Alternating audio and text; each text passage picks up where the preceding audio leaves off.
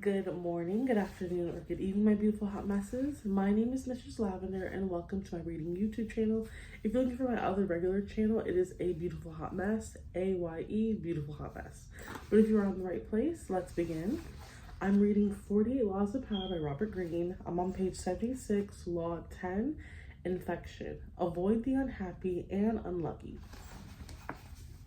Have your books ready, and if you don't, just listen along. And before we begin, make sure to like, comment, and subscribe, and obviously turn your post notifications on. Let's start.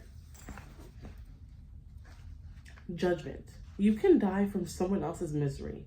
Emotional states are as infectious as diseases. You may feel you are helping the drowning man, but you are only precipitating your own disaster. The unfortunate sometimes draw misfortune on themselves. They will also draw it on you. Associate with the happy and fortunate instead. Transgression of the law. Born in Limerick, Ireland in 1818, Marie Gilbert came to Paris in the 1840s to make her fortune as a dancer and performer. Taking the name Lola Montez, her mother was of distant Spanish descent. She claimed to be a flamenco dancer from Spain. By 1845, her career was languishing, and to survive, she became a courtesan, quickly one of the more successful in Paris. Only one man could salvage Lola's dancing career: Alexandre Dejari, owner of the newspaper with a large circulation in France and also the newspaper's dramatic critique. She decided to woo and conquer them. Investigating his habits, she discovered that he went riding every morning. An excellent horsewoman herself, she rode out one morning and accidentally ran into him.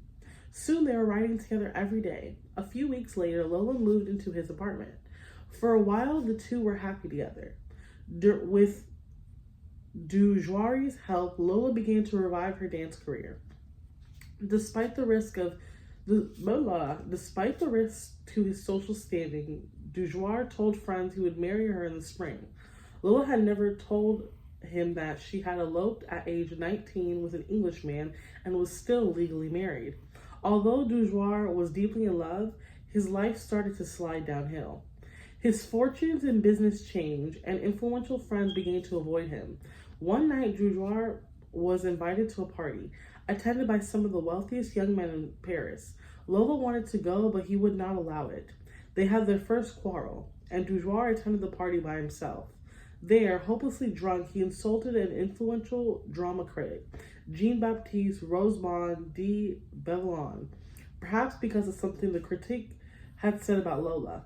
The following morning, Bellon challenged him to a duel. Bellon was one of the best pistol shots in France. Dujari tried to apologize, but the duel took place, and he was shot and killed. Thus ended his life of one of the most promising young men of Paris society. Devastated, Lola left Paris. In 1846, Lola Montez found herself in Munich, where she decided to woo and conquer King Ludwig of Bavaria. The best way to Ludwig, she discovered, was through his aide-de-camp, Count Otto von Rechberg, a man with a fondness for pretty girls. One day, when the Count was breakfasting at an outdoor cafe, Lola rode on her horse, was accidentally thrown from the saddle, and landed at Rechberg's feet. The Count rushed to help her and was enchanted. He promised to introduce her to Ludwig. Rechberg arranged an audience for the king for Lola, but when she arrived to the anteroom, she could hear the king saying he was too busy to meet a favor-seeking stranger. Lola pushed aside the sentries and entered his room anyways. In the process, the front of her dress somehow got torn, perhaps by her, perhaps by one of the sentries, and to the astonishment of all, most especially the king, her bare breasts were brazenly exposed. Lola was granted her audience with Ludwig. She had to sew some titties.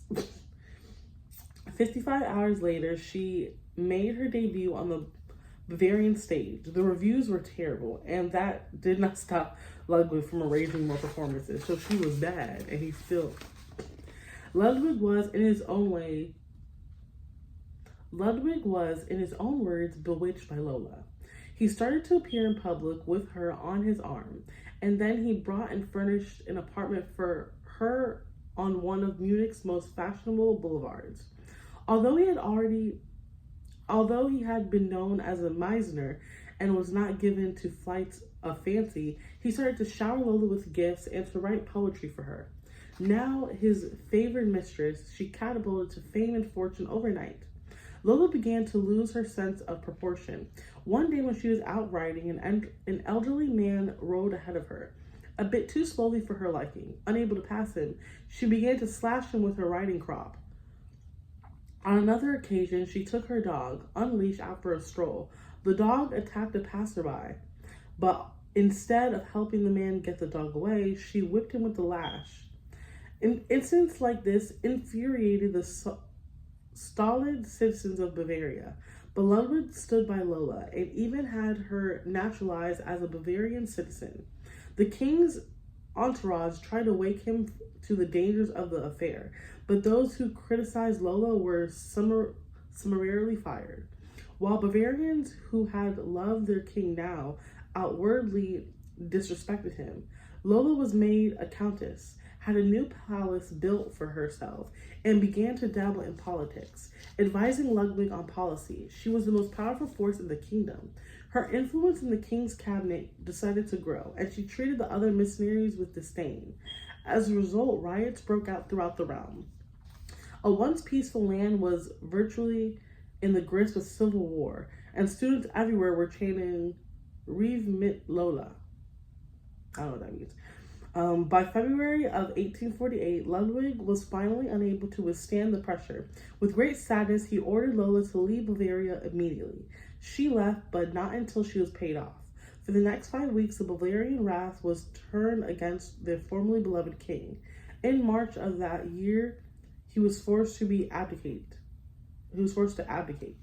Lola Montez moved to England. More than anything, she needed respectability. And despite being married, she still had not arranged a divorce from the Englishman she had wed years before. She set her sights on George Talfourd Held, a promising young army officer who was the son of an influential barrister. Although he was 10 years younger than Lola and could have chosen a wife among the prettiest and wealthiest young girls of English society, Held fell under her spell. She must be. They were married in 1849. Soon arrested on the charge of bigamy, she skipped bail and she and Held made their way to Spain. They quarreled horribly, and on one occasion, Lola slashed him with a knife. Finally, she drove him away. Returning to England, he found he had lost his position in the army, ostracized from English society.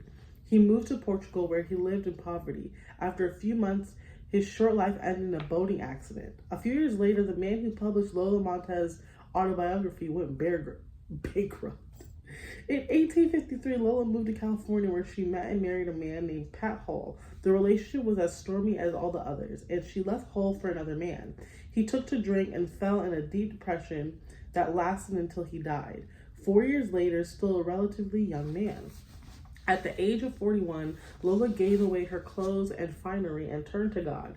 She toured America, lecturing on spiritual topics, dressed in white and wearing a halo-like white headgear. She died 2 years later in 1961. Interpretation. Lola Montez attracted men with her wiles, but her power over them went beyond the sensual. It was through the force of her character that she kept her lovers enthralled. Men were sucked into the maelstrom she churned up around her. They felt confused, upset, but the strength of the emotions she stirred also made them feel more alive.